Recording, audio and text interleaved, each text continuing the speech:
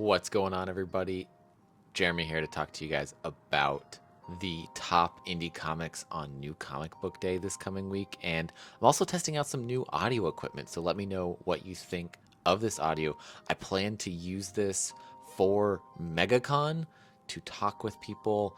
I think it sounds really cool. It's going to be really good in a loud environment. It cancels out some noise, but I'm testing out for these videos right now just to see how it sounds in comparison to my other audio. If it sounds better, I think I'm going to go this way versus continuing with my current microphone for recorded content.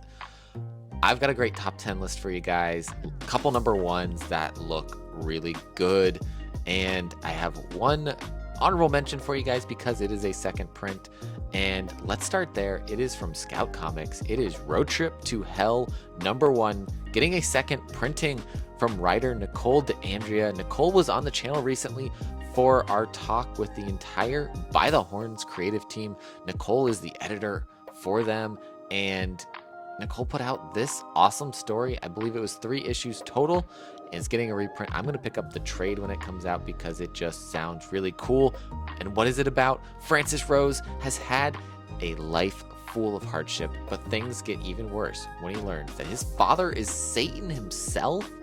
Now aware of his heritage, Francis quickly discovers that his father has died and named him the new king of hell.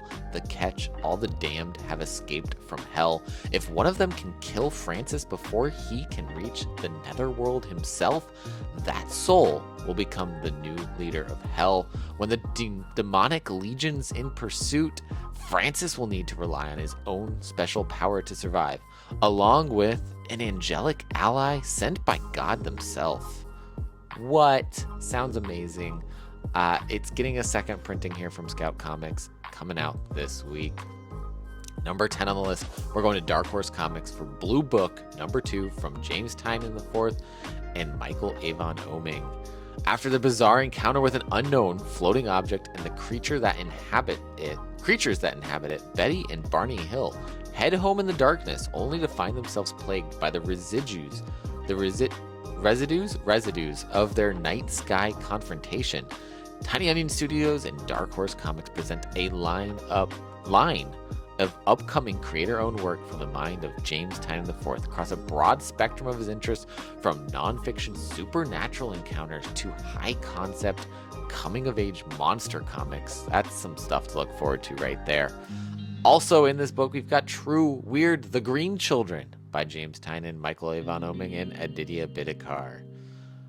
Love what they're doing here. I love this different take because it is nonfiction on some of the stories that is happening here.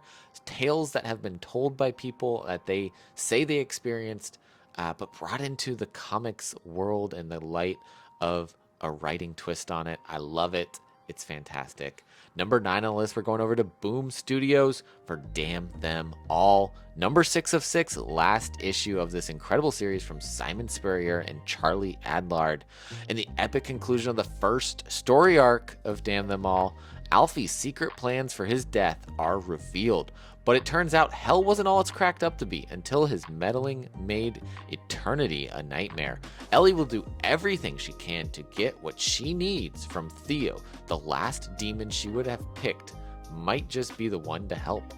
Will Bloody Elle be able to set the underworld right, or will somebody else have to get the job done? So I didn't hear news that this was continuing past the first story arc, but apparently it is, because that right there said the end of the first arc. So we're going to get more Damn Them Alls from Simon Spurrier and Charlie Adlard. I'm loving this one, so I can't wait. Number 8 on the list, we're going to Sumerian Comics for Firstborns, number 4 of 5 from Eni Pliskin and Luca Vassallo.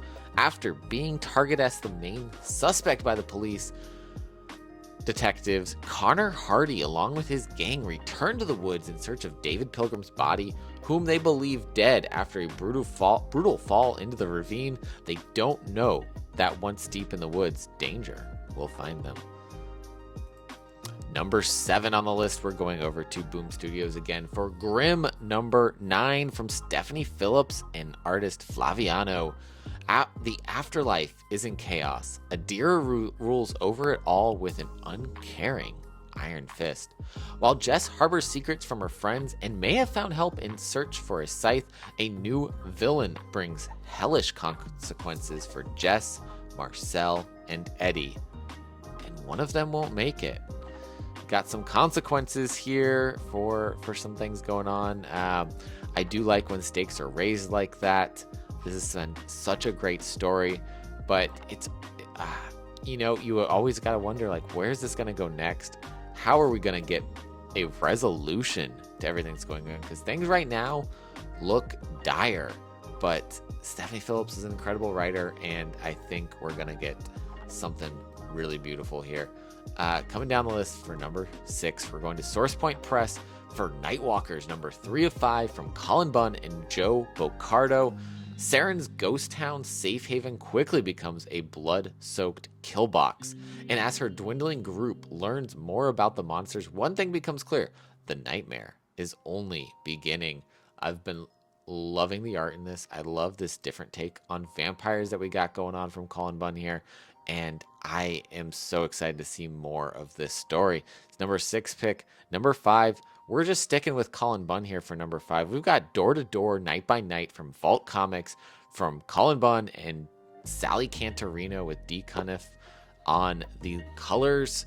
From trailer parks and honky tonks to golf courses and country clubs, the monster hunting sales crew finds themselves in unfamiliar territory at the center of a ghostly mystery. Skinless Tom haunts the lonely roads, and he has set his deathless gaze on our heroes. But there's more to the ghostly happenings than the team might expect.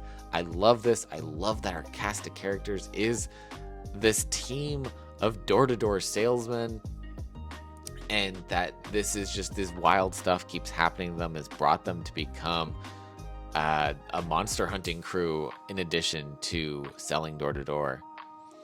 Number 4 on the list this week, we're going to A Wave Blue World for Tower, number 2 of 5 from Kelsey Barnhart, Cameron Johnson, and Chris Cross on the art. I loved issue number 1. This is a refreshing take on the whole the genre that we see in Battle Royale, we see in the Hunger Games. Whole new take on it with it's a video game twist that we got going on here. Cassandra, Kimmy, and Mac were thrust into a brutal and seemingly virtual world where they must compete in a dangerous video game style competition, and now it's time to level up. The trio has formed an alliance as they work their way up the tower, but they're not the only ones with this idea. Team Rad is off to a hot start, climbing to the top of the leaderboard, and if it's not bad enough, a rogue presence has entered the game and is hunting down contestants one by one. It's a great new story here. This is issue 2, so you got time to go back and pick up number 1 and catch up this week. I really enjoy this world that they are building here. It's a 5-issue miniseries coming from A Wave Blue World, and it's number 4 on the list. Number 3 this week is a number 1. The next 3 are number 1s on the list, and I have 2 covers to show off for this because I love the A cover on this, but the Justine Franny variant is beautiful. And this is for The Neighbors, number 1 from Boom Studios. From Jude Ellison S. Doyle and Letizia Cadanici, we've got an incredible sounding story. When Janet and Oliver Gowdy move to a quaint mountain town, their daughter Casey becomes part of a horrific chain of events, revealing that their neighbors are anything but what they seem. Soon, an unsettling old woman named Agnes Early fixates on Janet and Oliver's other daughter, two-year-old Isabel. It becomes clear that it's impossible to know who to trust or who is even still human. Steeped in Irish and English folklore and mythology, Jude Ellison S. Doyle, writer of Ma, joins artist Letizia Cadanici from House of Slaughter and colorist Alessandro Santoro from Bloom to tread new ground in a changeling horror. A tale perfect for fans of Eat the Rich and Nice House on the Lake. It looks amazing, sounds amazing, and then the Justine Franny variant is so good. I immediately added this to my list the second I saw it. I love it. Franny's artwork is beautiful. So if you have not checked out Justine Franny's artwork, please do yourself a favor and check it out, because those covers she does are fantastic. Number two on the list this week is going to Pop Scars #1 from Sumerian Comics from Pat O'Malley and Santa Guillen.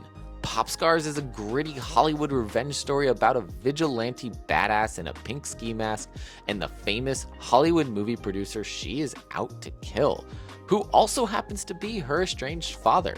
In Hollywood, revenge is best served in front of an audience, as our pink ski mask killer pushes her way through a Hollywood crowd prepared to take her shot at her movie producer father. She's quickly swept into a brand new revenge plot orchestrated by her own unsuspecting target. Pop Scars #1 of 6 here. It's my number 2 pick. I've read, I think it's the first 2 issues of this story from Kickstarters that were done from Pat O'Malley, and it is fantastic. It is a sick story with incredible art from Santa Guillen, and you're gonna love it. Check it out, coming out this week. And my number 1 pick this week, going to Source Point Press for this beautiful one-shot called Etheris. Anas Abdullah and Dennis Menhir are the creative team on this. Dennis' art is so good. Anas's storytelling and poetry put into this one shot are incredible. It's a groundbreaking type of storytelling here that we've got going on. Where do souls go when they don't belong anywhere else? Journey into Etheris, searching for the answers in this introspective character study about pain and self-loathing. For fans of tales of the afterlife, such as The Lovely Bones and AD After Death. Following Valerie's passing, she finds herself navigating an unknown and perilous world. She tells her story through poetry and narration as she experiences her surroundings, while also recalling her past life, her trauma, and why she believes she deserves to be there. Writer Anas Abdullah brings you this harrowing tale of the afterlife with groundbreaking art by Dennis Menhir, edits by Color of Always creator Michelle Abonator, and letters by Ringo-nominated DC Hopkins. I reviewed this one. It's up on youpromisemecomics.com. I also just dropped a short doing a brief review of this. It's a 10 out of 10 book for me. This one is beautiful. It's sad. You possibly are going to cry. I did. It's the third really sad story, one issue story that I have read this year. And We Love You, Etheris, and issue 7 of By the Horns Dark Earth really have been emotional stories that I've checked out this year. So if you're looking for that type of story, please check out all 3 of those, because they are all very good and well written. And the artwork in this is just beautiful. Dennis does a fantastic job, and we got to talk with Dennis somewhat recently about Etheris on the channel. So if you have not checked that out yet, I'm going to link that at the end of this video so you can go check it out, because that is my number 1 pick, and that is the end of the list here. I am so excited for this new comic book day. Lots of good things coming out. There's some 3 mangas that I'm awaiting coming out this week. Jujutsu Kaisen volume number 19, Spy Family number 9, and the 3rd and final volume of Crazy Food Truck. That one's been a blast. All of those are super good mangas, so if you haven't checked them out, go check them out as well. I just want to throw some shout outs to those because they're fantastic. Comics and manga should coexist because they're both good. Both mediums are comics. They're both comics at the end of the day, and they both are great storytelling mediums. So check them out if you haven't already. And if you're new here and just made it to the end of this video, drop a comment below. Let me know what you are looking forward to this coming new comic book day, and subscribe to the channel if you're not already. Drop a like on the video, and as always, collect what you love. See you next time.